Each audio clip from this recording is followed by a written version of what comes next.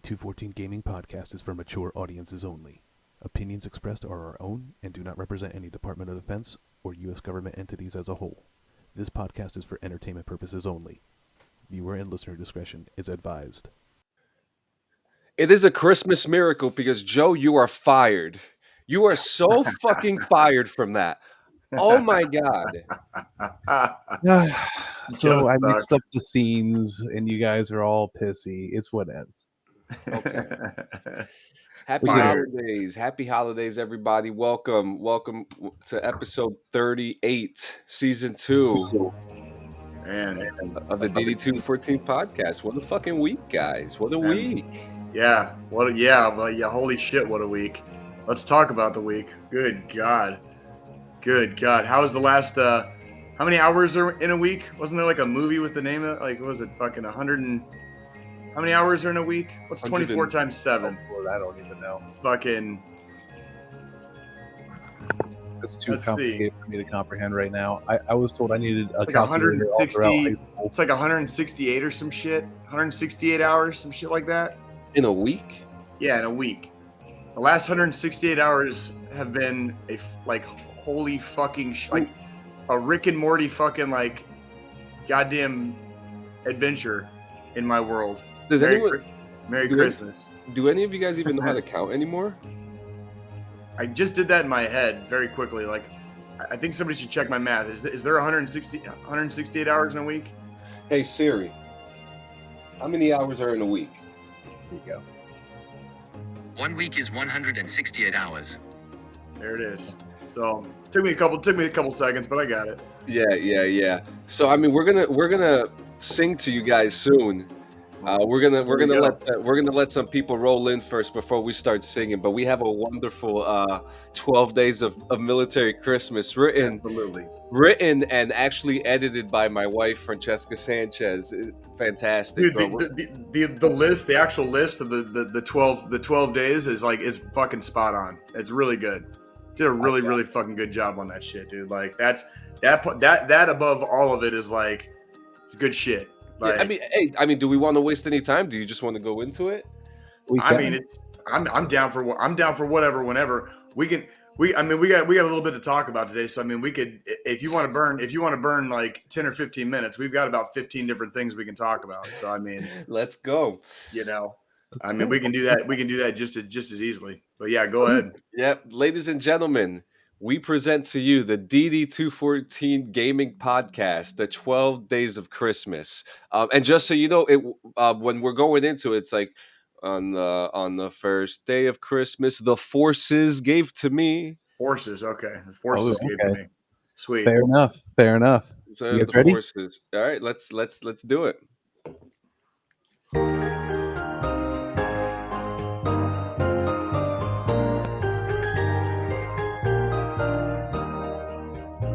On the first day of Christmas, the service gave to me My DD214. Jesus. Wow. On the second day of Christmas, the service gave to me 2 chow biscuits and a DD214.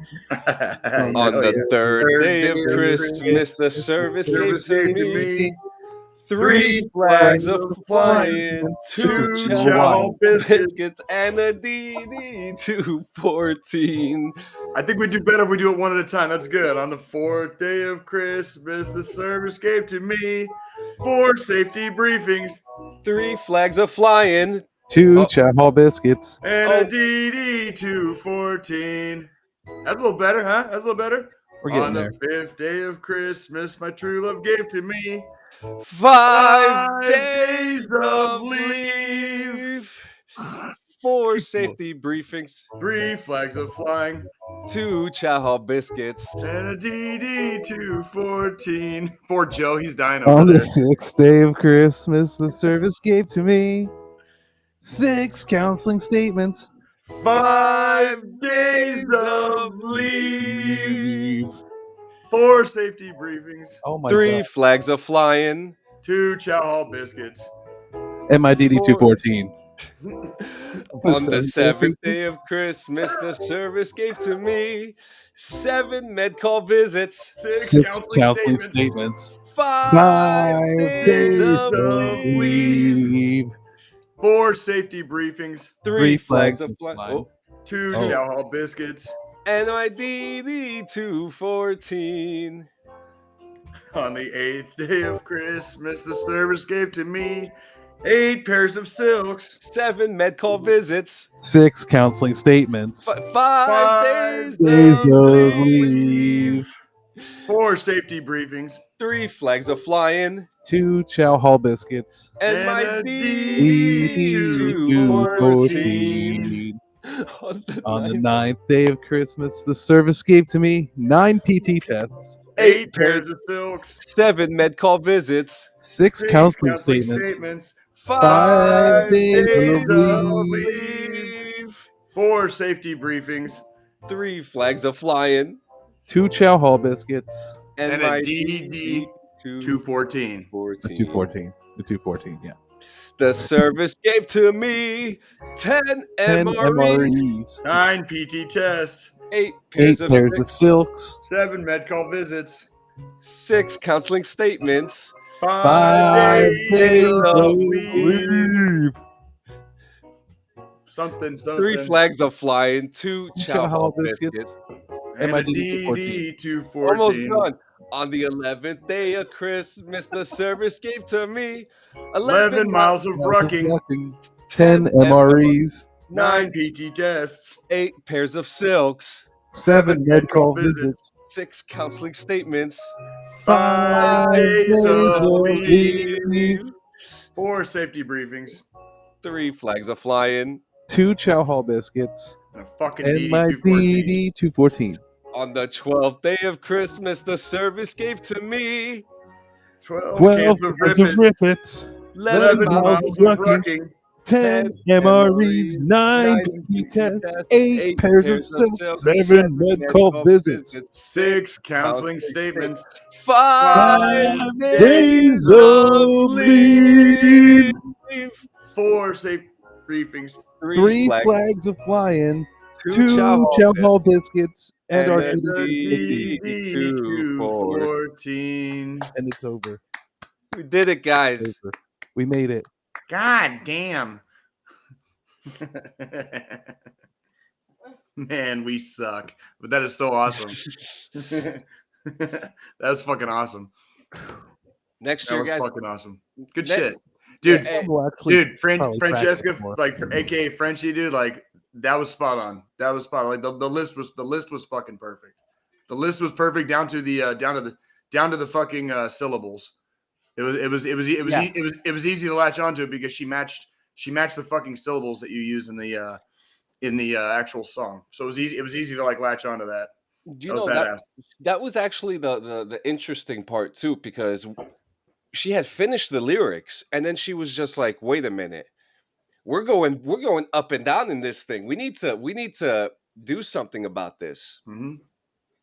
Yeah, So- she matched all the syllable, like she matched the syllables, the syllable count for the regular line in the regular song. Yeah, she So did. it made it a lot easier. You're not sitting there trying to play with words like while keeping a tune basically that you've known since childhood.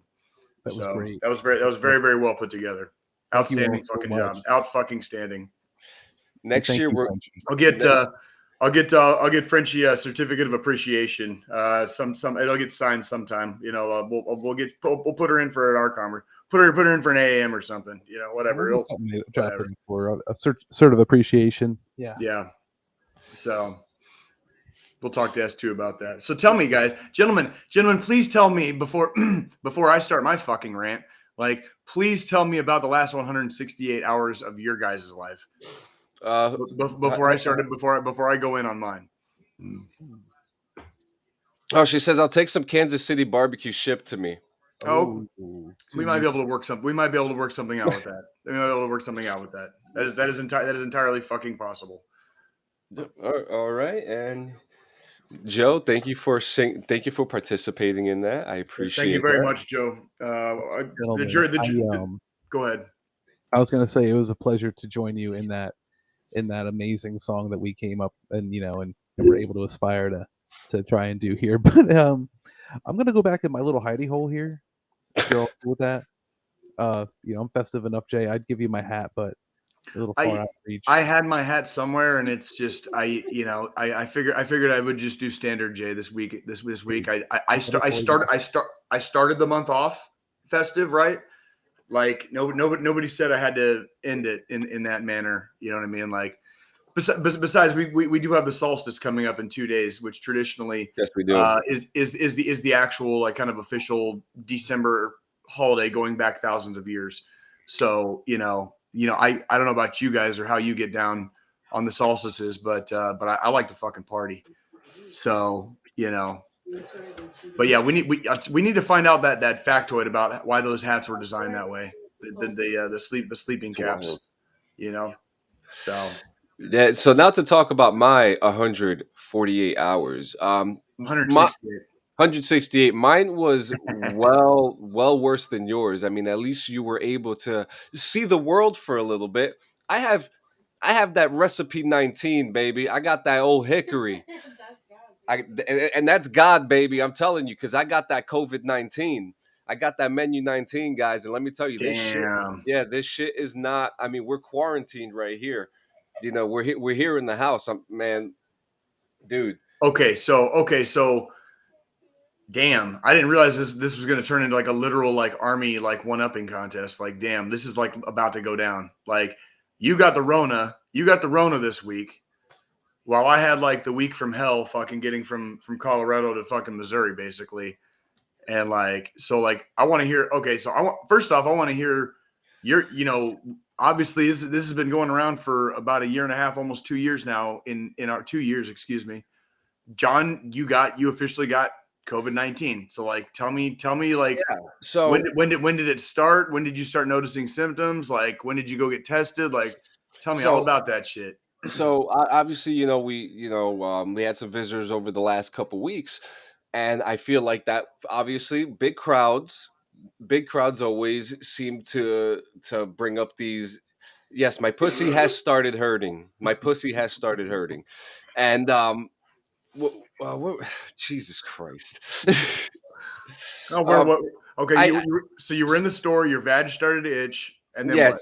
Yes, and I started feeling like these weird like body aches throughout the week, but Okay. I didn't think anything of it. So Because we're guys and we totally ignore fucking direct pain like in our yeah, bodies and like until it's so too fucking late. Yes. Please continue. Sunday we did the podcast last week, and I wasn't feeling 100%. Here, baby. I remember after we got off the live stream, you indicating that like you were energy levels were low, like they were low for me last week too. Like Yeah, I would last week's episode, I hate to say it, is probably going to go down as probably one of our lesser good episodes. You know what I mean? It's like that one was like we were both trying, but man, boy, did we have to slug through it, and we still came in like 15 minutes light from our usual. if even that, Like yeah. yeah, we If like we really had to like slug out last week's episode, but we did it though, and Yeah, I'm glad honestly I'm glad that we had the discipline to do it, because that's been the one standby is that every Sunday, like even if we have to pre-record every Sunday, that episode goes out. You know what I mean? And we have kept that. We have definitely kept that, in fine keeping with DD214 gaming tradition. yeah, But yeah, we slugged that episode. So what happened after the episode then? so right after the episode, I uploaded it on YouTube. Right Mhm. now, keep in mind the audio version of the episode didn't air until yesterday. Oh shit. That's how sick I was. Oh, YouTube was already up, but as soon as I finished the episode, I went right to bed and I slept for like what 10 hours straight. Yeah, the first day was like 12 hours. Second day okay. was about the same to 10. Dude, I could not get out of bed. I couldn't talk. I couldn't move. Like literally, I couldn't even push a button, which that's crippling to me, because my Right. life is pushing buttons figuratively and literally. Right. And and, and dude, this thing it really crippled me. And I remember, um I Now would write. From would rate from start to where you were like just down and out. Like how many days was that? 5 on the 5 days. and on the 5th day I rose. Still at like a 50% battery. So now we're up to day 7 now, and my body feels 100%. I Okay. still have some coughs and I still have some body aches, but it's still one day at a time. I don't go back to work for another to the It 27th. is. I got to say how interesting it has been over the last couple of years that like the difference between individual people and how their bodies react to the Yeah. virus. The differences are staggering, and it is the same virus, but the differences in like in the extremes of like how bad it is for some people versus like other people just like their bodies shrug it off. You know what I mean? Like this is exactly why like I take my advice from scientists and not like just anecdotal evidence. You know what I mean? Because Yeah, yeah, and that's like because yeah, I remember you saying like how utterly shit-tastic you felt. it You know what I was. mean? At certain points, like and this is a very interesting virus that has kind of circled the globe the last couple of years. So it also worries you a little bit when one of your homies like gets it. You know what I mean? Like it's like, okay, well, I hope everything is up to speed, in your immune system and shit, right? Because Yeah, yeah, I and don't I like and I I don't like hearing that my friends are sick or obviously or anything like that. So yeah, and I just want to say too, what's very interesting is that my kids, Mhm. of my 3 kids, my wife, and my daughter, we tested positive, but my boys didn't.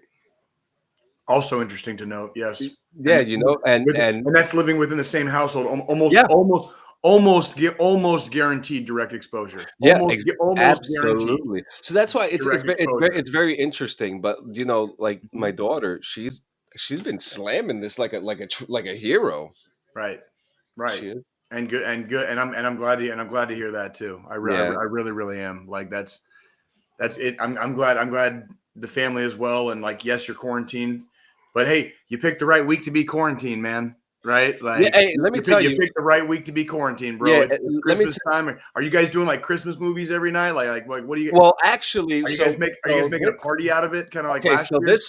this week, well, we do have a tradition which we're a couple days late on, which we're gonna start today. We watch all Star Wars movies every single year for Christmas. Nice, But nice. seeing as that we've been in quarantine this week, we kind of just been watching everything else from Dexter. We watched, and this is a perfect time to kind of get into it right before actually, yeah, well, yeah, Spider-Man. I'm not going to talk too much about it because if I talk too much about it, I'm giving it away. Guys, go see the movie. It is a 10 out of 10 film. You know what? I've seen nothing but this is one of those movies where like might have to freaking like go see it in the theater because You have to. I've seen nothing but good reviews on it, J- and it's like, look, you know what I guys. mean? Like, so So this is what it is, okay? I cannot leave my house, so I had to watch a link. So the link was terrible, but let me tell you, I was crying, I was laughing, I was screaming. I was it was it, the movie was perfect, and what a perfect time to be home to be able to watch this with my wife, and hmm, it was magical, so to be able to be in quarantine and watch that, so fun. Very very impressed with the movie. I like I said, if I say one thing, it's giving away too much. that's So, fine. so That's totally okay. but Yeah, guys, please watch this movie in the theaters. Watch this movie in the theaters. There's no unless you have an HD version and you got 22.1 surround sound in your fucking living room. Yeah, stay at home and watch it, but this is an experience, and also stay for the post credit scene, and then stay for the post credit scene. Jesus, they're going like completely meta with this shit, aren't they? Oh, dude, you don't even Like, know. You like don't I you don't, I don't know. So I'll just, yeah. so now we've got to my 168 hours. What about yours, Jay? bro. Like I'm sorry you got the Rona. I'm sorry you're down. I'm sorry you had a week where we all know, you know, the only time in your entire life you'll see a dude just on his knees, like just crying and sobbing in the corner, is when a man gets sick. Okay, because for some reason the God saw fit to watch us like just be fucking like Terminators and smash through everything in our lives without abandon and zero problems. But when we go down with a bug, we are fucking worthless as shit. We're just worthless. It sucks. So I understand, like, you're 168 hours. But brother, from the minute we hit the fucking like pause button on the live stream, like after the episode last week until we hit the start button this week, man, it has been 168 hours, let me tell you, and every single one of them was filled with just an entire freaking like tornado of teeth and fingernails. You know, when life is just in your fucking face and you don't have, there is no more time. There is no more time. The time is just, it's literally now, and you better fucking like push, and you got to go hard. So you go fucking hard, and you fill every last inch of that hole and just repeatedly pound it into submission until your fucking mission is complete. So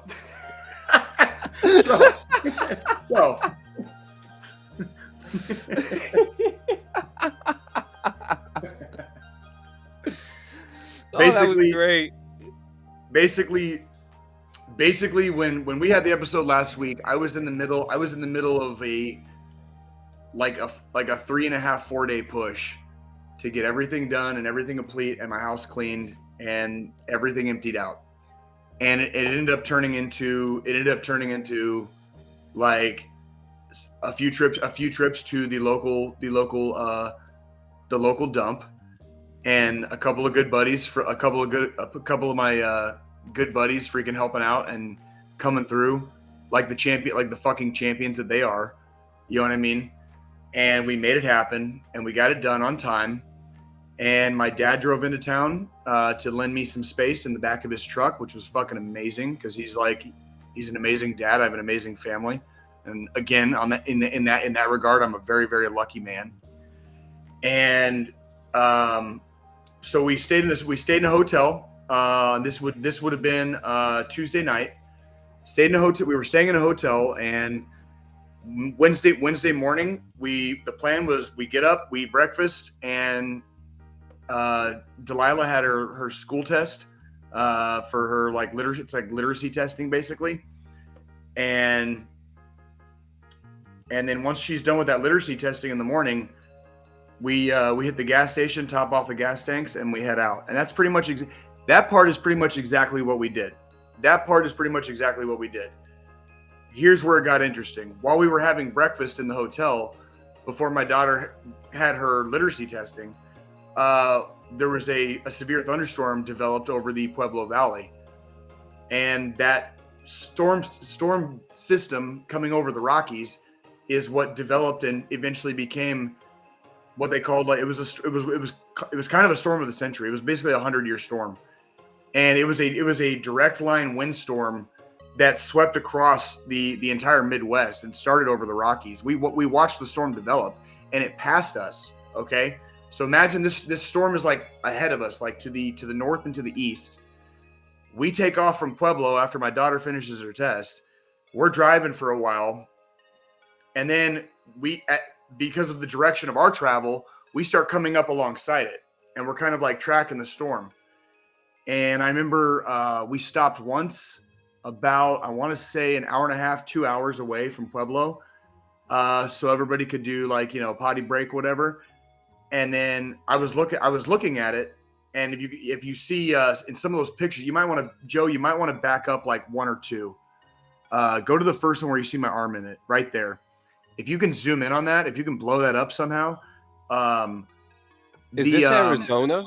No, that's in Colorado. Okay, This that's is in Colorado. This Okay. isn't. We're in the eastern plains of Colorado, and you can kind of see the line of that storm coming. And I've seen that several times in Afghanistan when and in Arizona when dust storms kick up. You can see the line of the storm coming, kind of at you if that makes sense. And so when we stopped for that first kind of potty break, our destination for lunch was going to be a town called Oakley, Kansas. And from that area, we were How still about fitting. 2.5, 3 hours away from Oakley at this point. And I told my dad, I said, once we get out of here, I don't think we should not be stopping until we get to Oakley, because that storm is coming, and I don't think we're gonna be able to stay ahead of it. And we were not able to stay ahead of it, and we eventually became enveloped by it. And we spent most of the next 3.5 hours getting to Oakley, which is a little bit slower than usual, because we became enveloped by the storm. So there were moments where we had to basically we got going as fast as 60-65 miles an hour. It's on a little 2-lane highway. So when other cars are coming, you got to be careful, especially in dust storms. And when there's fucking semis on that road, you especially have to be careful, because we're talking about straight line winds, and semis get fucking tipped over. You know what I mean? So the trip between the potty break and Oakley, Kansas was a lot slower than it normally would have been. And we were basically driving into a dust storm, Nice. and we basically, and the whole time, the whole rest of the way to Oakley, because of our direction of travel, we were basically traveling in the storm. So there was no respite. There was no respite from it. The storm didn't really have a chance to pass us, because we were basically traveling with it, just to get to this town of Oakley, Kansas. And so that became the mission, basically, was to get it to Oakley. And during the course of this, I realized we're not going to make it anywhere near Kansas City tonight.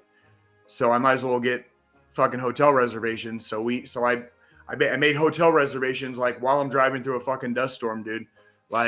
Which by the fucking way, what a fucking rush, dude. This shit, dude, reminded me of Afghanistan Dude, so fucking much, dude. And go ahead. I'm sorry. What? This picture here, you can't see past specific, you can't see past a certain point. That's crazy. Visibility right there in that specific picture, visibility right there was probably 75 meters. Okay, so if you can imagine in the wintertime, when there's a snowstorm or whatever, or fog, in the wintertime, visibility in that picture right there was about 75 meters. You can't tell because of the dashboard, and it's not very zoomed in. Yeah. But you can see kind of off if you look in the peripherals of the picture. You're right, and that was about it. And it got down when we got close to Oakley. We got hit hard. Where a couple times where I had to stop the car for a couple of seconds, because it was blowing. We're talking hurricane force winds here. And so we make it to Oakley.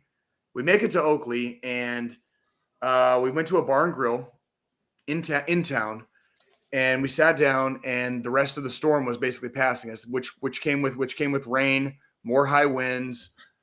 It got very, very dark. The bar and grill we were in did not lose power, so that was cool. While we were there, they never lost power.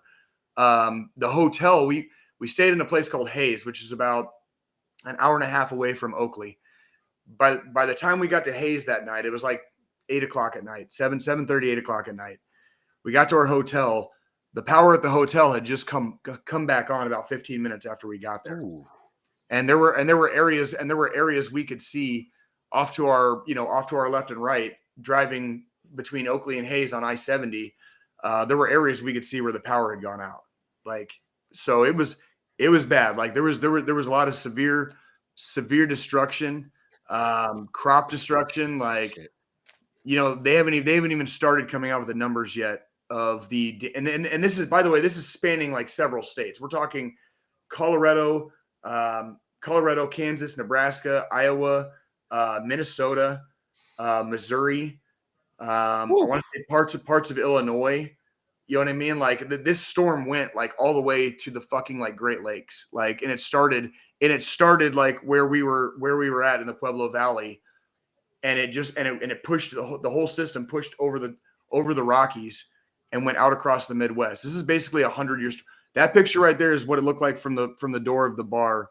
Whoa! As the rest of the storm was passing over. Joe, if you could, I was gonna say, Joe, if you could blow that up a little bit, blow that picture up. That's the I got when the you. rest of the when I got you. it was in the middle of the it was in the middle of the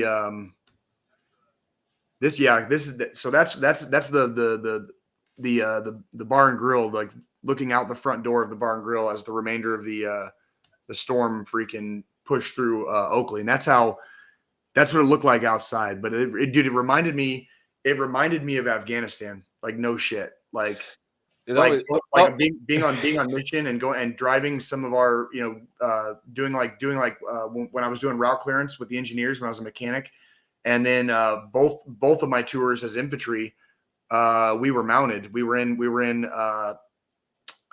Max Pros and Matt V's.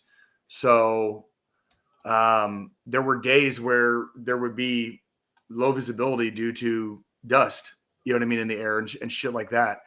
And it was actually like driving through that shit, like it was like a fucking flashback from hell, dude. Like being in Afghanistan, because that's exactly what it looked like. It's exactly what it looked like. You're in the middle of fucking nowhere and you're surrounded by dust, and all you can see is really the road in front of you. That's all you can see. So, but the next day we woke up in the hotel.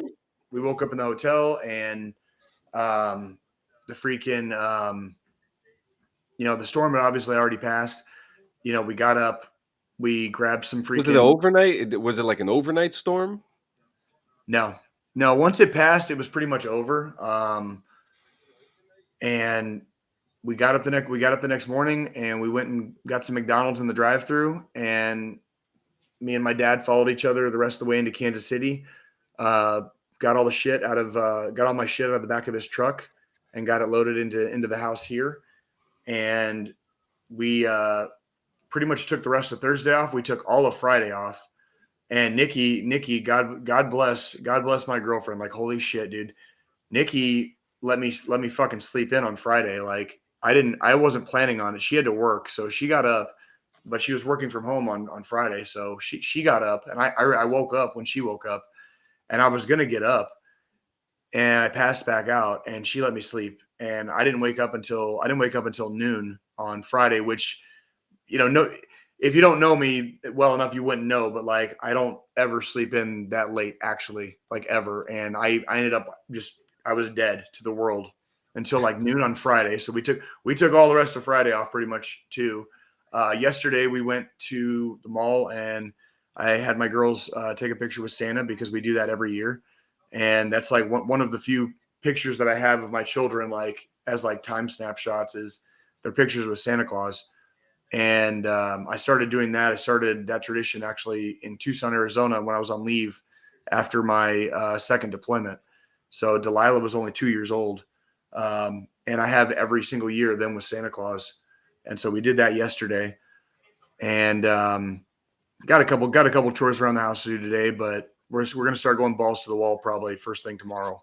So, but the last couple days haven't been nearly anything, but those first, as soon as we hung up on Sunday after the podcast last week, good fucking God, dude. It was not from that moment until I woke up at noon on fucking Friday, I guess, was a fucking nonstop like horror show of fucking like, what the fuck, what the fuck are we going to do, and how are we going to do it? And let's fucking make it happen, because this is a no-fail mission, and we got it done. So Can you put that on your NCORC as well? And my NCOER? Yes, yeah. It probably would have made for a good one, right? Like, Yeah. successfully navigated, like moving out of his house after getting out of the Army and traveling through the storm of the century, to safely with 3 family members, and getting them from point A to point B safely. Like, yeah, that would probably be an NCOER bullet. I'm sure. Yeah. I'm sure we could fluff it up with some colorful language, and like make it sound nice, to put it on the NCOER. Yeah, I'm sure. Yeah, some good militaristic words, and I just want to say congratulations This is a major step. Again, I met you when you were still undecided on what you were going to do. Correct. That You is know, correct. and it actually, it wasn't one of those things where it took like a month or two to decide. No, we found out like Very maybe like quickly. When I came down, it was when I came down on drill orders. exactly, you know, and this wasn't even that long ago either. So it's really cool. I'm proud of you. I'm happy for you. This is no, you've been waiting for this for a long time. So I mean, I think I've done obviously, you know, you when you get out of the army, you do a lot of reflecting, and you know you when we start internalizing and start looking back at things that we've, you know, places we've been and things we've done. Um, when you're doing a lot of that reflecting, you know, you kind of realize a lot of times, like sometimes there's just no other way. And so once you come to that realization that there was no other way, you know, there should never be any regret after that. You know what I mean? Like there were some things that happened, you know, and I'm talking like before last year even happened. Like there were a couple things that happened a few years ago that kind of just started me and my family kind of on this course of me getting out of the army. And it basically became there was no other way to navigate the waters of life if I was going to be in the army. And so, you know, when people talk about family being more important, I absolutely chose my family over the fucking army. You know what I mean? Like well, I love what the army gave me, and I'm very proud of my time in, and I'm very proud of what I did while I was in. Um, but I never had I never had any illusions that the army was ever going to be more important than my family or than the people that I truly love in my life. There are people that I have. Oh, what the fuck? What the shit did they call that back in like samurai Japan? Like I have like a life vow to. You know what I mean? Where it's just like you get a phone call at 3 o'clock in the morning. You know, like you get a phone call at 3 o'clock in the morning. It's no questions asked. You just there's like at least like three or four people roaming this earth that I have like a life vow to, where it's just like I'm not really allowed to say no. It's just kind of like whose car are we taking, right? If I ever get that phone call, and that remained true while I was in the army. I hate to say it. It's not the most popular outlook on life to have, but I mean, there were people in my life I was willing to go AWOL for while I was in. I don't like admitting that, but it's true. You know, family is always going to be more important than the army. So point of the whole thing is me getting out, you know, was a foregone conclusion as of like 18 months ago. And as soon as I made that decision, everything was just leading up to this point. And me and my daughters are extremely fortunate to have the people in our lives that we do. Specifically my girlfriend, who is just the most amazing fucking angel on earth that like I've ever met. You know, good God, what do I say and where do I even start with that? You know, and so getting here was the mission, and being here now is like finally being able to like decompress and like we still have we still have a shitload of stuff to do, and that's fine. But holy fuck, I can like slow goddamn down, like you know from like Mach 3 to like I don't know Mach 2.8, whatever, right? Mach 2.8. Like you know, yeah, I mean like I mean I will slow down as much as I can possibly slow down while still maintaining a fucking standard, because the standard, whether you're inside or outside of the army, you should always have a fucking standard for your goddamn life, you know, individually. Absolutely. Every individual human being should have a fucking standard for their life, and you need to meet and maintain those standards so that you're not, you know, hating yourself on top of fucking hating the rest of the world. You know what I mean? Like how much more ass can you kick when you fucking love yourself? You know what I'm saying? So, you know, a positive mental attitude goes a long fucking way in life. You know, I'm just fucking throwing it out there. Hey, no, So, you're absolutely right. I And mean, we just had like a literal week from hell, dude. But it's like, but holy shit, we're still here. The fucking sun still came up. Everybody's still fucking breathing. We got a roof over our head. I got fucking food in my belly. How fucking bad is it? Like, even with all the other shit that I still have to fucking do the rest of this fucking week and going into the future weeks, like, how fucking bad is it? Like, it's gonna be okay. It was, and I knew it was going to be okay. That's why, like, it's for all the fucking bullshit I just told you about. Like, it was very low stress, and I even enjoyed that fucking drive through the goddamn storm because it reminded me of Afghanistan. Like, I had a fucking great time, fucking on that drive. Yeah, Like, and the one, it sucked fucking royal balls, dude. It sucked fucking royal balls. hey, but someone's But I got had to a do great it, time right? doing it. What's Someone's that? got it. Someone's got to do it. It's Hey gonna be. man, It's gonna be hey Jake man. Campbell. Dude, Now the one. I got teabagged. I got teabagged by a fucking 100-year storm, dude. Like, There you go. I just fucked, but I took every inch, dude. There you go. And the one thing that I really liked about this whole thing is that we revolved around our next season, with this move. So we just want to let you guys know a little mid-show reminder that January 22nd. Press play, Joe. My bad. A little reminder that on the 2nd of January, DD214 Gaming Season 3 is starting, guys. So don't miss it. You guys want to be there. It's going to be fun. This is just a little reminder. January 2nd. January 2nd. And a couple cool things coming out throughout the year. April 21st will be DD214 Day. We also got the Paleo Giant content coming soon. We also have the Round Table, which is always been a work in progress, but we're getting to that, and I think the first episode is gonna be mechanics. So Okay. I like that. so we're gonna work with that now. Do you want to do that story now, or do you want to have that military story for last? Which one are you referring to? About the young female sapper who graduated training. Well, I honestly, I just wanted to send a shout out, man. I got Yeah, more than anything. I mean, I think she is the overall female soldier to become Ranger Sapper qualified, like both. But she is the first one from Third ID, Rock of the Marne. So that went out kind of as a kind of a shout out on some of the military news networks this week. So I really just wanted to send a shout out to her, for completing that. I've known personally two female sappers from my time at Fort Leonard Wood, and I've known several men who have been Ranger Sapper qualified. The majority of them will typically be officers. Okay. And the reason for that is as enlisted, typically 12 Bravos, even if they make it through Sapper, they don't typically always get the opportunity to go to Ranger School. And then it is vice versa for the infantry going to Sapper.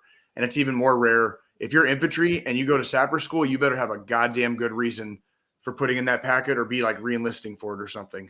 Because you just won't get the school just because you want to go to fucking Sapper School, right? But I have met several NCOs that, God bless their souls, dude. They've got they're double stacked with tabs, Ranger Sapper. So absolutely just wanted to send a shout out. Anytime somebody earns both of those tabs, it is an absolute life accomplishment. It's an absolute life accomplishment to graduate either one of those courses. and So with the third ID patch Third too. ID, Rock of the Marne, like it's Huh? yeah, like so for all that pride that goes with doing all that, like I just wanted to send a shout out to her. Absolutely congratulations. And I hope she's fucking just crushing all the pussy she wants to fucking get this weekend, dude. That's what I'm saying, because she fucking crushed it at fucking Ranger School and Sapper School. So I do have a question. what's up?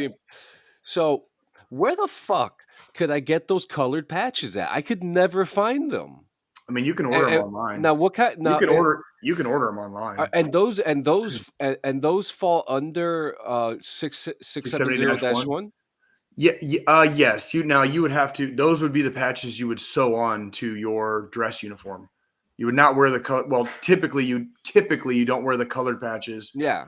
with the OCPs. Okay, typically they're subdued. You would Okay. wear those ones on like the new pinks and greens. Those would be the patches you would sew onto Okay. the pink. Yeah. Those would be the patches you would sew onto the pinks and greens. Okay, does that That's make very sense? interesting. Yeah, it's very Mhm. interesting to me because I've always uniformity, colors, Mhm. because even if you had like because a lot of people didn't seem to realize that during the time of the transition there were UCP patches and then there was OCP patches, and there are two distinctive different colors. One is very Right. stone, the other one is very muddy. And I would bless you. I would see people mix the patches, very interesting stuff. But did Absolutely. you And if you see a lot of the colored patches from the different units too, like you can see a lot more of the color of the history of the unit, if you will. Like, you've got the patch that's like a half rainbow. You know what I mean? Like, and every patch has its own flavor. You know what I mean? When they're in color, we a lot of us are used to seeing the patches subdued. You know what I mean? So yeah, so yeah. did you catch the fight yesterday? Are we talking about UFC? Or are we talking about Okay, now Jake Paul listen. I didn't I Tyron did not and Mr. Woodley? I did not watch UFC yesterday. I know that there was a couple cards, but everyone was I talking was just about.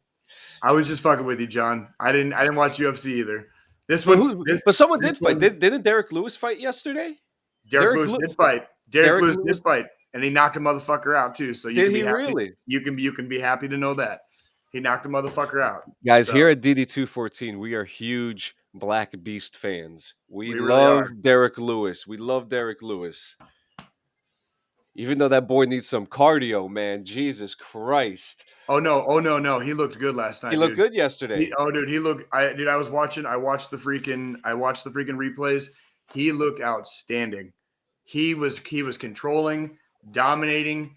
I mean, he really last night. He looked really, really good. I Like really wish that we could say the same thing about some of the fights that happened yesterday, too. Did you just watch the Woodley Paul fight, or did you watch all four fights? I was skipping back and forth. Honestly, I can't. I was kind of lying. I can't say I didn't watch any UFC, but I was watching mainly replays.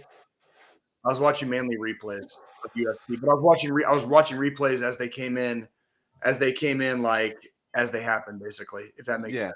So, So I got to see some of the fights. Some of the fights are really good. But before I get to the Woodley Paul fight, there was a fight between a basketball player who was a 14-time NBA All Star against another gentleman. It was Williams and Gomar. okay. Gomar was a football player, and this was the worst fight I've ever seen in my life. Oh, was Okay, it like it bad? was. Like bad? Let Like me tell the guy had his arms down. Actually, there was actually a point in time where Williams grabbed the dude and he threw him through the ropes. He threw him. And then Gomar came back and grabbed him and threw him through the ropes as well. So it was a hot fucking mess for that match. But let's get to the Woodley. Let's get to the Woodley Paul fight. I mean, look. I mean, this picture dude, says it all. I it wish really that. I wish we dude could got. show. And this here's the crazy part. Here's the crazy part because that picture does say it all. The crazy part is up to that point in the fight.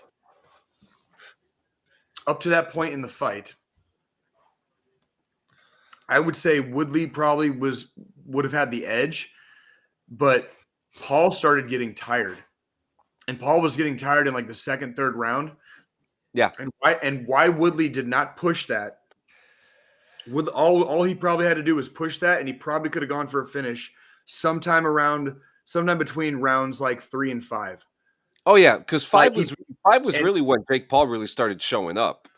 yeah, and that's where like and Wall, dude, when excuse me, Wall, when Jake Paul got his win back, once he got his win back, like that happened. And oh my god. And Woodley got fucking slept like hard. And it was like to see that is like this here's fucking prediction from future self Jay.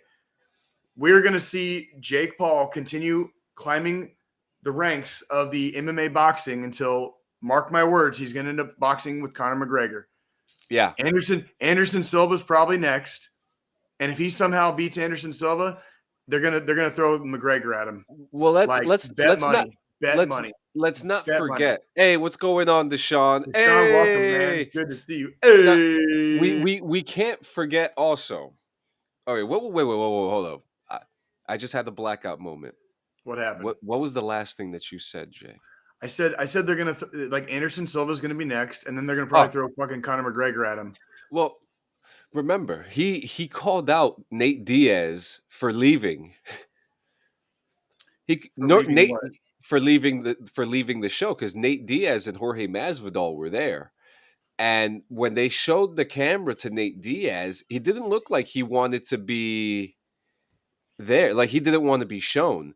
So Okay. at the end of the fight, um, Jake Paul called out Nate Diaz and Jorge Masvidal for leaving, and said that he'll fuck them up too. Well, there you go. That's your next fight right there. I Nate mean, Diaz and baby, Jake Paul. here's the thing. Dana White doesn't necessarily want if they're not out of their UFC contracts. Dana White doesn't want to keep giving the UFC a black eye. It's because it's like it's only making the UFC look bad when these fights go down like this. And every time Jake Paul wins. And by the way, here at DD214 Gaming, we're all about freaking accountability and shit. So like, let me be the first to go on record and eat a little bit of crow right now. So I do have to absolutely extend my congratulations to Jake Paul. I might not agree with a lot of the stuff in the past and the internet. I didn't grow up in this generation, so like I've never really quite understood it. So I've talked a fair amount of shit about I think both Paul brothers on this podcast in the past. Yeah. But when a young man clearly and very obviously trains that hard and is clearly working hard towards a goal and doing it, like that's where I really can't talk too much more shit about that part. You know what I mean? Like I can say whatever I want about all the stuff in the past that they've done on the internet and all that bullshit, but as far as him in the boxing ring, dude, like the dude's putting his money where his fucking mouth is, and he keeps knocking motherfuckers out. And let's he also keeps knocking motherfuckers out. now So let's it's like a big thing that people keep on complaining about is that he's not fighting big boxers. But I think we also need I to think take he's into consideration take away smart. the fact that he's a Paul brother. Take away the fact that he's rich. Take away the fact that Tyron Woodley is a former UFC champion. When you take all that shit out, they're just amateur boxers. They're just Correct. rich amateur boxers. That's correct. He is exactly correct to not try to climb the ranks in actual boxing. Like that, that's again completely fucking smart business move because he already has no notoriety and because he already does have a little bit of money, he can fucking get the best training in the world and he can do basically like what amounts to like stage show boxing matches and make even more money. Like I cannot necessarily fault the fucking man for his business plan here because he's and on top of that, he's fucking winning. He's winning. It's like the devil on the left or the devil on the right, dude. Like which one do you choose? You know what I mean? Like he punched the shit out of him. Slept him, dude. Just like the basketball, dropped like the basketball player. Just like the basketball player. It was the same punch. Nate Robinson, yep. Yeah, it's just like it was the same fucking punch. Same fucking punch, dude. It's a fucking overhand right, dude. Sound. Overhand right. Right on the fucking button. It sounded like a fucking like a fucking firecracker. Hey, that's clean hit, dude. Overhand right on the button, dude. Yeah. What we got next? We have Dr. Disrespect is opening a AAA game studio called 12 a.m. with former Call of Duty developer Robert Bowling and former Halo developer Quinn Del Hoyo. The company's first game will be called Midnight Society, and I want to talk about this. I think this is really cool. Okay, so I got a question. So you're the one that's done all the deep dives, and you know all about Dr. Disrespect, like yeah, and I know a lot about Robert Bowling too. Okay, what was Dr. Disrespect's previous like occupation in life prior to being Dr. Disrespect? Like, now, are you asking me this because you don't know, or because I don't know? Because I have no idea.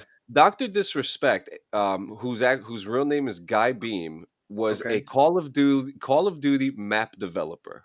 before he was Okay. Dr. Disrespect. So he has plenty of fucking pedigree within the video game community Yes, he already. does. And Okay, what's I did not know yeah. that. I had So no he fucking idea. Yeah, Like, so he was he's a map artist. He is a map artist. So when you look at a lot of like the original Modern Warfare games, he most likely worked on the map that you played on. okay, So on top of that, he didn't just work for Call of Duty, he worked for other game. He was a gaming developer before he was a famous streamer. And that's his history. So that's why I'm so excited about this. Now, Robert Bowling was someone who I used to follow when I was a child, because when Call of Duty Modern Warfare came out, Robert Bowling was the head developer of the game. He was the guy that knew everything about it. Because if you guys remember, when Modern Warfare 2 came out, it was the hottest fucking thing in the world when it came out. It blasted through sales. It was impressive. It was different. It was new. And Robert Bowling was there for the whole thing, and he was a major part of the Call of Duty Modern Warfare franchise, especially going into Modern Warfare 3. So to see these two working on a triple A, we're not talking about an independent, we're not talking about like, something you see on the Xbox ID. No, this is a triple A game that they're working on. This is going to be a big title, and to have Dr. Disrespect and Robert Bowling collaborating together, I think we're in for something really special. Really okay, special. okay. I will take your word for it, because I mean that's like, but I think it's really cool that This is they're a this is a dream come true for me, to well, be it's like honest with you. when you Yeah. when you take people that are passionate about video games, it's like any other art form. It's like any other art medium. Like my favorite horror movie of all time, no shit, is House of a Thousand Corpses, and I'll tell you why. Because all that's a fucking horror movie made by the ultimate horror movie fan. Yeah. Okay, Rob Zombie was widely renowned to be like a ginormous fucking horror movie fan.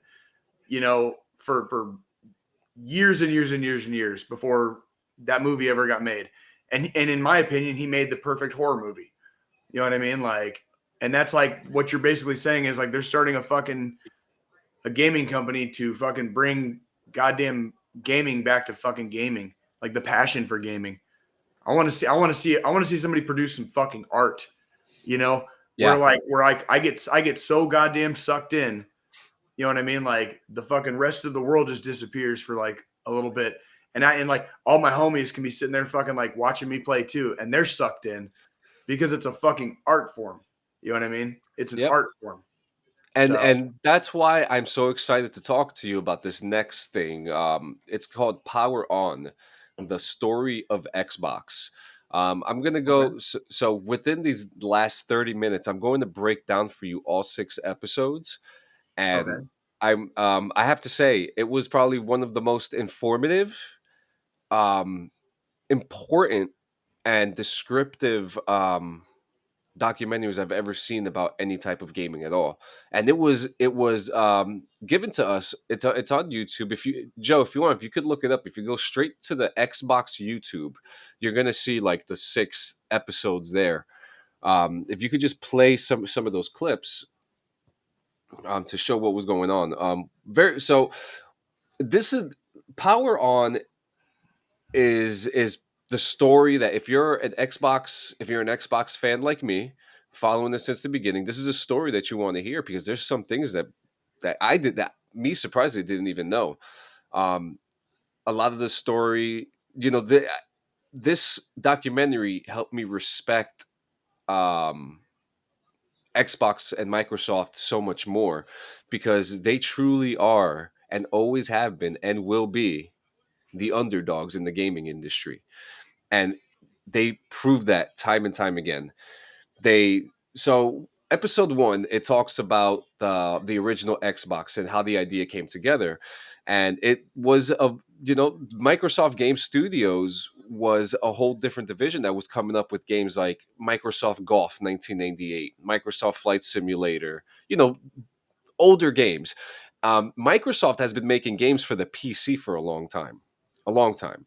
Yeah. So when it came to the idea, okay, PlayStation has this console and Nintendo's doing this thing, but what can we do to get together and do this? So a group of guys who dubbed themselves the Renegades, they got together and they started working on a video game console, which ended up becoming the Xbox. Dude, you want to know what the my platoon name was on or my company name was on my first deployment? What was that? The Renegades, man.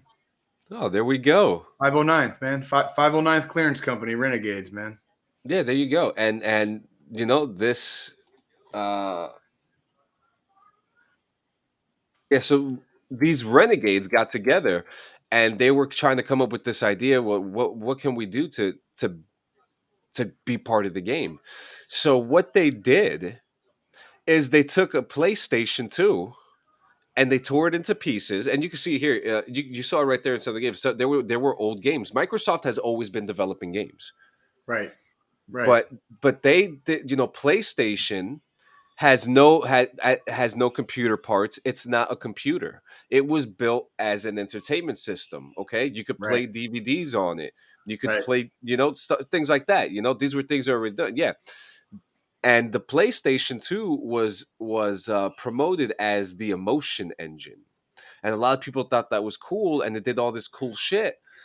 But these developers at Xbox tore the thing apart and they found out the things that weren't in the PlayStation and they used that and they built the original Xbox.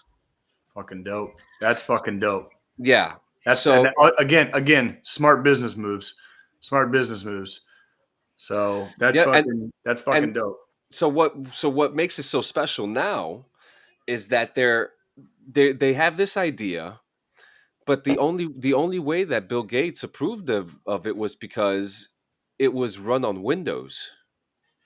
It's a window, Xbox is a Windows based computer. They don't consider this thing as a console or anything else. It is a computer. That's why you're able to do mod games. Oh, Yeah. whoops. Mod games, customize it, add hard drives in it. You can't add a hard drive into a PlayStation, but you could Right. with Xbox. And that was a major thing that they fixed, and they said, you know what, this is it. So they're working on everything, and Bill Gates approves it and everything like that, and everything starts going. So they start talking about the Xbox. They're going to the the game developer conventions, Right. and they're Yep. trying to present it, and people are just like, "What the hell is going on?" And I'm kind of fast forwarding a bit, No, that's fine. No, that's fine. John, do you want to know? Do you want to know what I happened to come across? Those last couple of days. What My original Xbox you and all found? the cords. You found the original Xbox? Yeah. Holy Yeah, man. shit! I've got it, bro. I've got it. I've got my original Xbox. I got my fucking 360. Like Oh, it we looks like you're we about. got this shit, man. We got content coming. We got content coming, dude. Good, We got good, good. like I'm talking like Nichelle Cairo. Yeah, She was like streaming like her playing GoldenEye one night. Like that's a good idea. You know what I mean? Playing some of the old school games and like streaming the old school games. That's a good idea. Like yes, it is. maybe I should replay Fable. You know what I mean? And just become like the Dark Lord.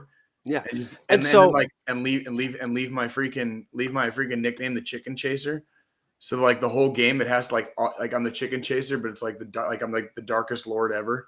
You know what I mean? Like of the game, when you get like all the negative karma for like killing everybody. You know what I mean? Yep. Yeah, I'm sorry. I'm sorry. Oh, Did no, I you're good. sidetrack you? No, because I see Joe pressing something, and I have to tell him we're not going to get to that. Yeah, because I'm not even past episode 1 of Power On. Oh, gotcha. Yeah, so where was I now? So okay, so now they're trying. No, Joe, no. God damn it! If you don't pay attention to Jay and Man, we suck. Oh, man. So okay, so now they're trying to figure out how the fuck we're gonna what because one interesting thing is that they only make software. They do not make the hardware for their consoles. And this was a very big thing. So when they were presenting this to all these companies, the companies were laughing at them and they're just like, no, we're not gonna do this. So then a couple weeks ago we covered that Xbox tried to buy Nintendo, and this became Correct. a big conversation because this was part of the documentary, and Nintendo was like, no, but we'll work together. And Right. so now they're trying to figure out how to make this Xbox, and they're making these motherboards and they don't fit in the console. It doesn't fit. So this artist came in and was just like, we're gonna take this design from a Dodge engine, and we're gonna make it look like the Xbox. And that's what the original design turned out to be, to represent a Hemi engine, to signify that it was the most powerful console in the world. And at that time, it was. That's right. So At the now time it was. That's correct. yes. That's So now exactly correct. we're moving forward, and they're talking about how Halo. So Halo. Halo was a game changer. Yes. Halo fucking saved the Xbox. Halo was. This is what I remember about Halo. Like, but it almost doomed it. okay, but here's the thing. Like, here's what I remember about Halo. Halo became the successor to GoldenEye's throne as the greatest like co-op fucking first person shooter. You know what I mean? Like, it was like Halo was like that. Halo was the successor. And with the fucking Xbox, you could have fucking LAN parties. You know what I mean? Like, And that was actually there was a whole episode dedicated to LAN parties, and it was a whole episode that was talking about Halo. Halo changed the game. that's what I'm saying. Like, Halo changed the game. And now what people don't seem to understand about no, I Halo didn't. is Oh my that god, I fucking Joe, you freaking, I hate you, dude. There's your laugh, Joe. Like, that's goddamn it. So when they're talking to Halo, so the Bungie was working on other games before called a game called Marathon and another one called Myth, which were PC games.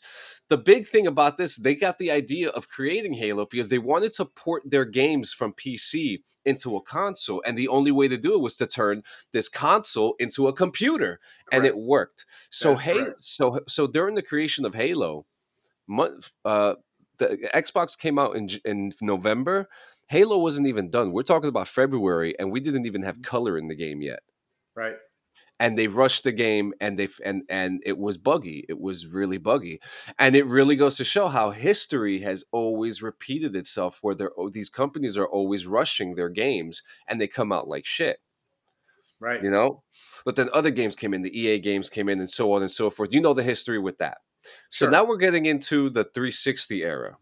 And we all know what happened with Red Ring of Death. With the Red Ring of Death. Exactly.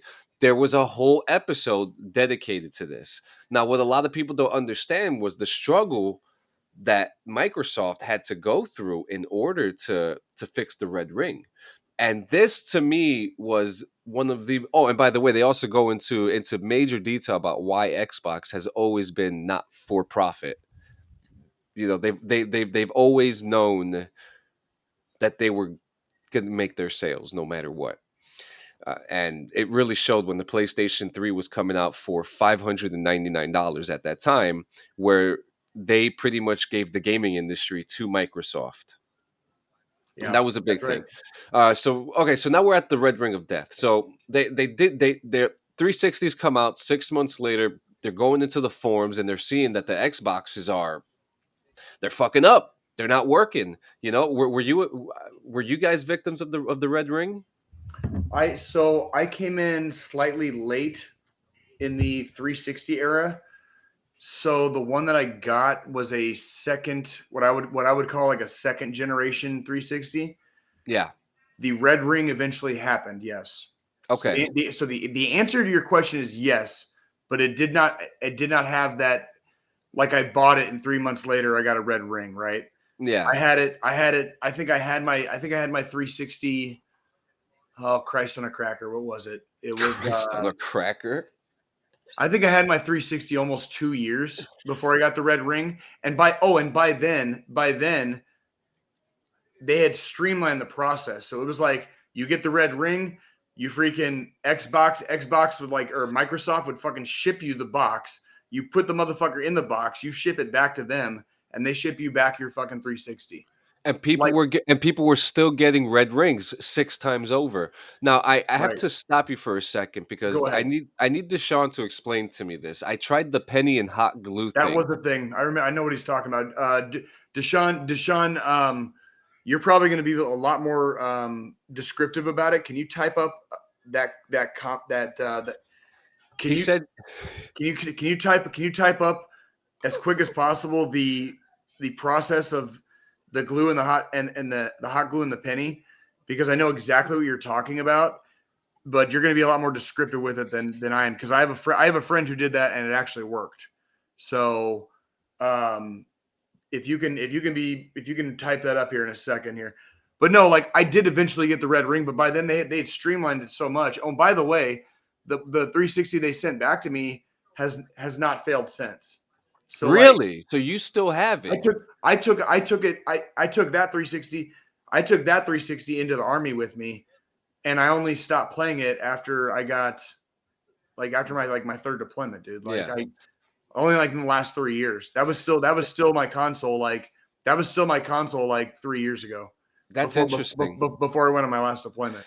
And that's interesting because So that was a big thing in the episode that they were talking about. They were I was one of the lucky ones. yeah, One of the lucky. people It people took 2 years to get the red ring, and the refurbished Xbox they sent me has been fine since. Like, I was one of the lucky ones, because I know exactly what you're talking about. Yeah, and that's a beautiful thing, and that to hear that your 360 didn't go through that again, and this was a major thing because people were sending in their Xboxes. One guy in the documentary said that he was up to 6, and he was still getting the red ring. Deshaun says supposedly I was told that the penny would act as if a way to cool the system. I don't know. I was like a kid with rare access to the internet. Hey man, I'm not even mad at you there because it's the same thing, like a heat sink. That's exactly. I think that's what I think that's.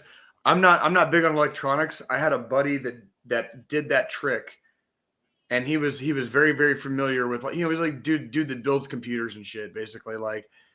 But whatever he did and however he did it, it fucking worked. But he said he used a penny. Said he used a fucking penny.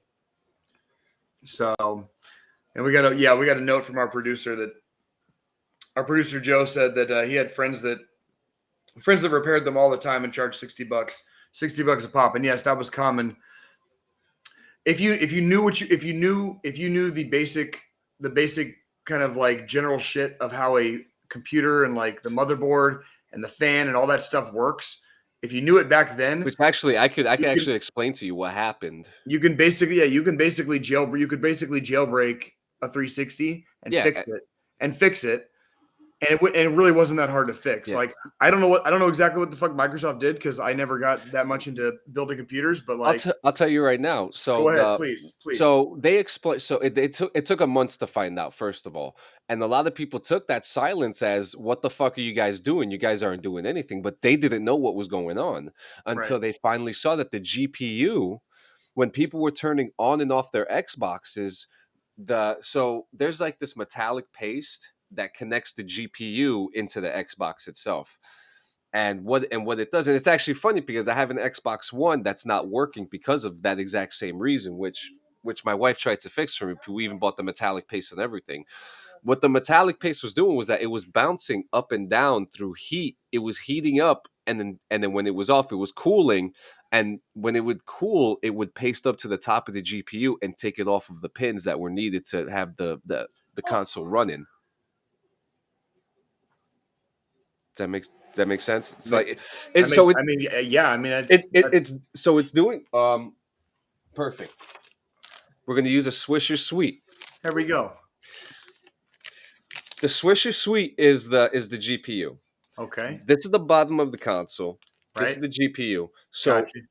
it goes in, and it's supposed to kind of like, the metallic paste is the binding connection to make it work. Okay. So if there's no connection, then it's not going to work. So the Xboxes were turning on and off, and the GPU was bouncing inside of the Xbox, separating from the paste, and it would stop working.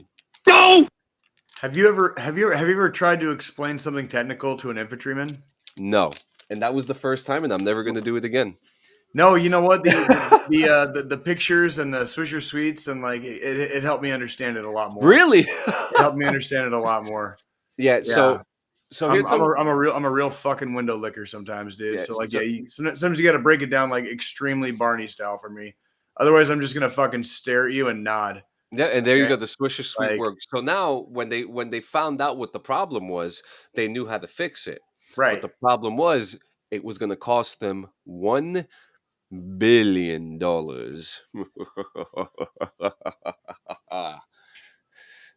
Yeah, and the head of the Xbox goes up to Steve right. That's Ballmer, super who was dope the work. head of Microsoft, and said, "Hey, we found out what the problem is.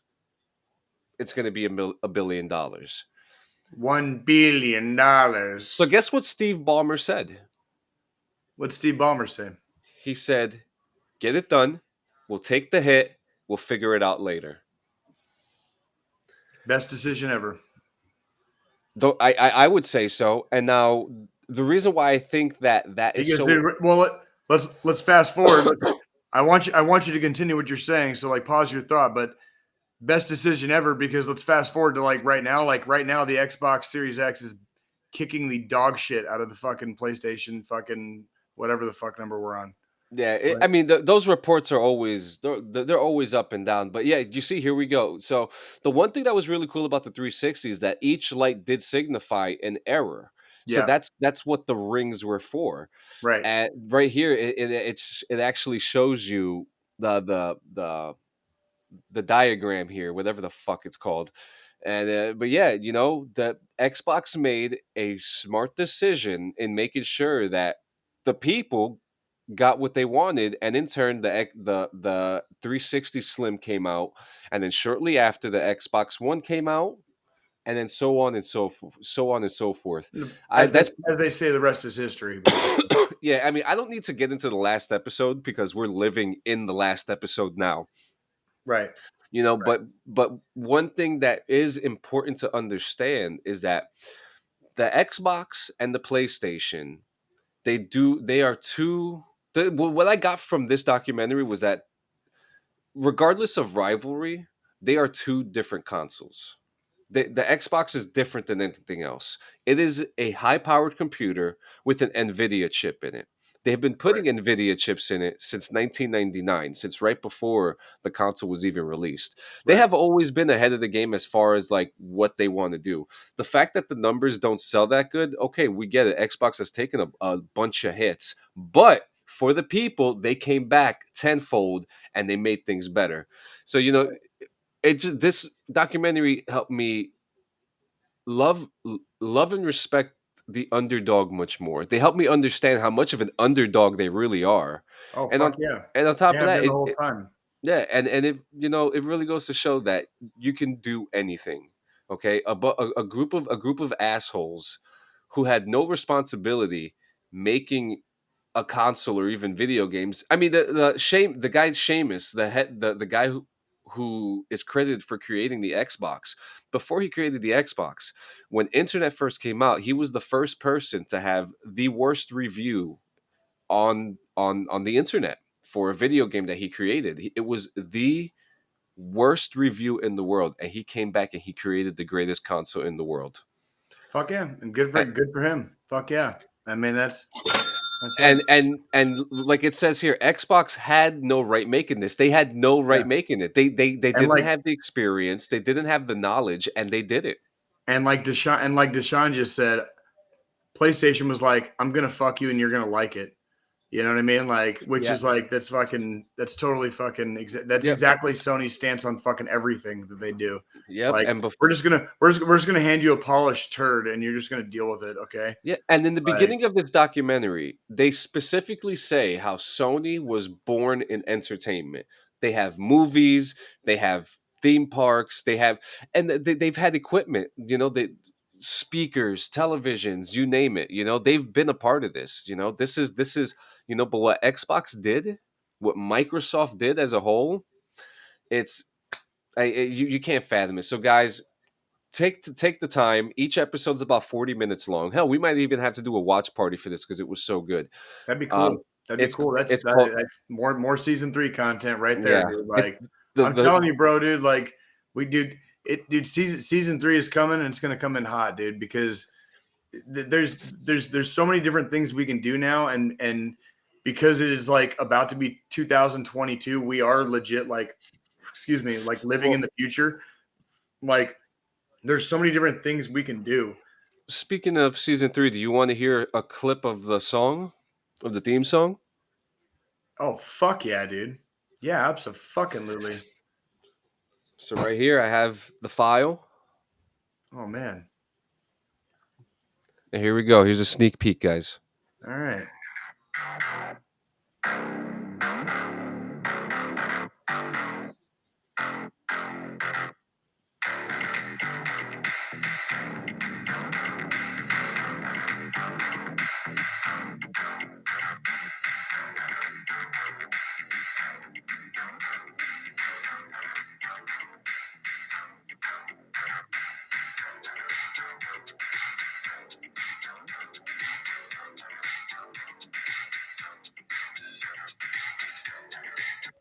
That's all Fuck you yeah. assholes get. That's all you Fuck assholes get. yeah. Fuck yeah. Thank Party you. on, dude, fucking party on, man. Party on. That was fucking dope. Dude, have you ever seen like those fucking 80s movies where like you see a couple of guys like rolling in and like that's the kind of fucking like music they play when like you're not sure if they're like good guys or bad guys yet. You know what I mean? Like Yeah. and it's like that's like a perfect fucking like, oh dude, that was tits. That was tits, dude. Deshaun Meyer says, "Oh, that made my butthole tickle." That's the point, my friend. That is the point. And in saying that, before we get to the final thought, Jay, it's actually your turn. You got the Christmas final thought. Do I? Yes, you do. But obviously before we get to that, guys, make sure that you guys check out www.blaze8onlinenewjersey.com. I just want to say, I actually got a message the other day from Alexander Lear, one of the founders of Blaze 8, who told me that when he was scrolling through his reels on Facebook, a DD214 gaming post came up. So that means that our stories and our reels are in the wild, ladies and gentlemen. They are in the wild. So Wait, what does that mean? so a reel is like a story. So you know how Facebook has stories. But I've never used it, so you're gonna have to like what? So so this is to show. I'm going to show you which one actually is the one in question. Let's see. So it's like, so what stories are there? Like a little commercial. Okay. And this one has 393 views.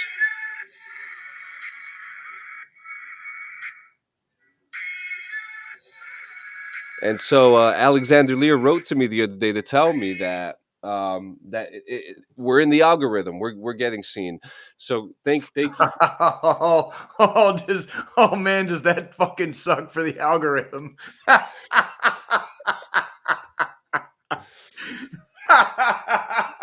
Deshaun's right. It's a TikTok for Facebook and IG. Yeah, Shit! yeah. We're hilarious, dude. We're in the algorithm now, guys. Make sure you check out our link tree, www.linktree.com/dd214gaming. Oh shit! It's one thing that we also forgot to mention today, guys. If you go into those links and you go into our Spotify, DD214 Gaming is now on Spotify video. There are probably less than 100 video podcasts on Spotify alone. Joe Rogan's on there. We're on there. So make sure, guys, you guys check us out on Spotify. This is a very exciting move for us. Hell yeah. In time, Season 3 is coming, bitch. Yeah, so it's right in time for season 3. You could check out episode 37 in video. Today's episode 38 will be there. Remember, guys, this is our Christmas episode too. So, and what else we got? Go, guys. Rogue Energy, you can't eat ass without it, guys. Make sure you use discount code DD214 Gaming for 10% off your next order today. Guys, you can't eat ass. Dude, You can't love on your partner. You can't. man, I drove through 100-year storm, clenching my fucking teeth so hard they broke. My eyes were popping out of my fucking skull. And it was all because of Rogue Energy. That shit kept my whole family alive. Good golly, Miss Molly.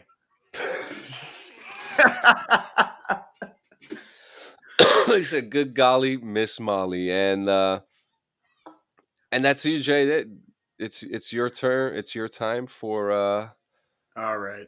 yeah, man. My time to get real. All right. Hey, so it is the holiday time. So we here at DD214 Gaming, and obviously a lot of people around the country, and a lot of people and loved ones that we know. This is not always an easy time of year for a lot of people. A lot of people have very treasured and cherished memories from this time of year with loved ones that they have lost, and so that kind of compounds the feelings of loss when they occur, especially around certain times of year. We want everybody out there to know that going away for good is not a good option. And there is always going to be somebody out there that is going to forever be shattered by the loss of you. You are special. Every single person on this earth, all fucking 8 billion of us, are special.